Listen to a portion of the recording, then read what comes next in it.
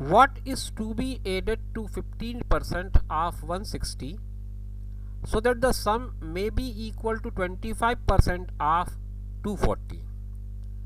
आपको इस क्वेश्चन में सीधा सीधा डाटा कुछ भी नहीं मिलेगा। ये कह रहा है कि 15% ऑफ 160 में मैं क्या जोड़ूं कि वो 25% ऑफ 240 हो जाए। तो दो डाटा हैं अलग अलग ढंग से। एक डाटा कहता है कि 15% ऑफ 160 आपको पता होना चाहिए, दूसरा डाटा कहता है 25% ऑफ 240 कितना होगा ये पता होना चाहिए।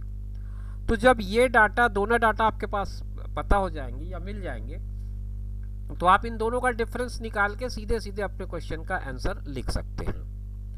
तो अगर नहीं है तो आपको ये डाटा निकालना पड़ेगा। जब डाटा निकल जाएगा तो फिर उसका डिफरेंस निकाल लेंगे। जैसे 15% ऑफ 160 आपको निकालना हो तो आप सबसे पहले इसको कैलकुलेट करेंगे। 15% ऑफ 160 कुछ इस तरह से निकल जाएगा। ये आपने इस तरह से काट दिया इसको, 2 पंचे 10 काटा, 2 अट्ठे 16 काटा, 5 एकम 5, 5 तिया 15, 8 तिया 24 आ रहा है। तो पहला जो नंबर है वो आया 24। दूसरा है आपका 25% ऑफ 240। चाहे तो इसको 25% मतलब 1/4 करके सीधे निकाल सकते हैं तो 60 आ जाएगा। लेकिन अगर आप पूरे बेसिक मैथ से सीखना चाह रहे हैं तो आपको मैं यही बता दूं कि आप इसको सीधा सीधा 5 से कैंसिल कर दें और ये आ जाए आपका 12 बार कट जाएगा। तो 12 पंचे 60 आ गया। तो एक नंबर आपके पास 24 है, दूसरा नंबर आपके पास 60 है। सवाल आपसे सीधा सीधा ये है कि what is to be added to 24 so that sum may be equal to 60। तो आप इसमें क्या जोड़ें कि वो 60 आ जाए। तो आपको तो कुछ नहीं करना था, 60 में 24 को घटा देना था, आपके सवाल का उत्तर मिल जाएगा। 60 में 24 आप घटाएंगे तो कितना आ जाएगा, 6 यहाँ बच जाएगा, 3 यहाँ बच जाएगा। तो 36 आपके क्वेश्चन का आंसर बनेगा, ऑप्शन 4 में दिया हुआ है।